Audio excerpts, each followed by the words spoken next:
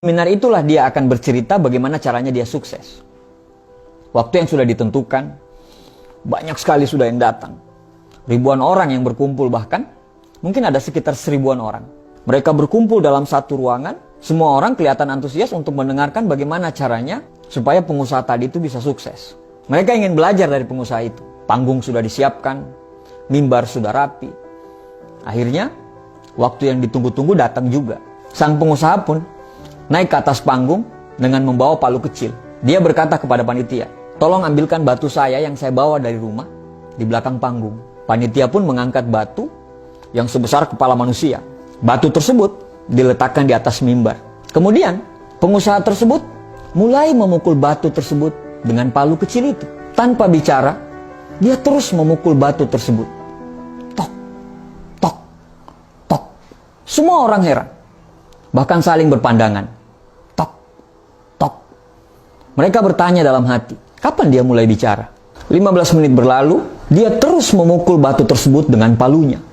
Tok, tok, tok. Orang-orang mulai gelisah. Bahkan ada yang mulai cemberut. Dan bahkan mulai ada yang meninggalkan seminar tersebut.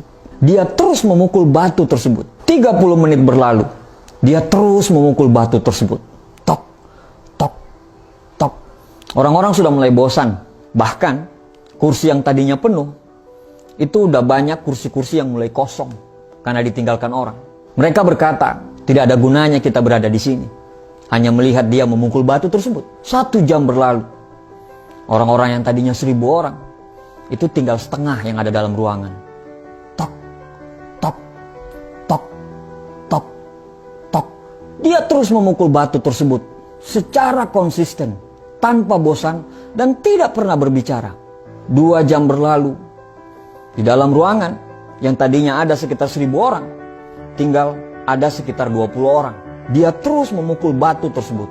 Tok, tok, tok. Dan akhirnya selama 2 jam, tiba-tiba batu itu pecah. Semua orang yang tinggal, yang sekitar 20 orang tadi dalam ruangan itu, terdiam.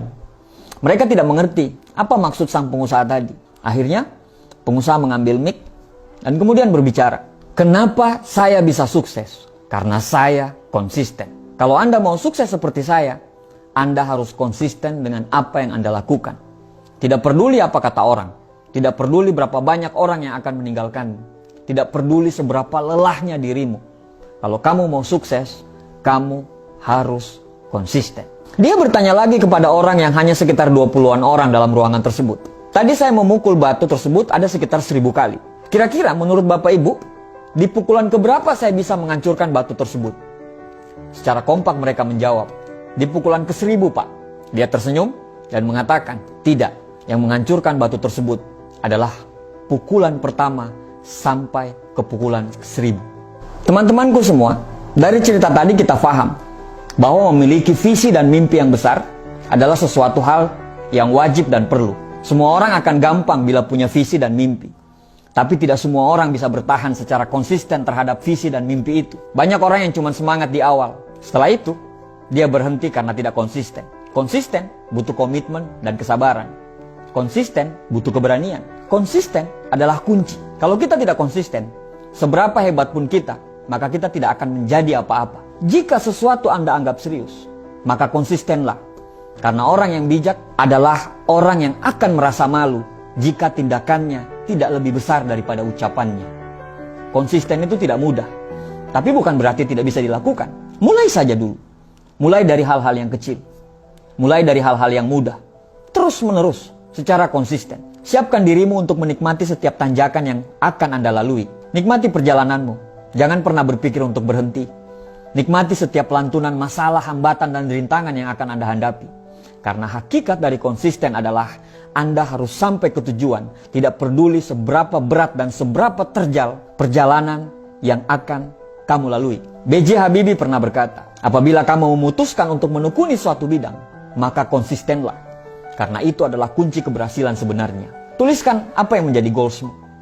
Jangan terlalu banyak mikir dan jangan terlalu peduli dengan ocehan orang. Terlalu banyak mikir akan membuat kamu susah untuk melangkah. Ketika target sudah dibuat, maka lakukanlah dan kerjakanlah target itu secara konsisten. Karena konsistensilah sehingga tetesan air bisa menghancurkan batu karang. Terima kasih.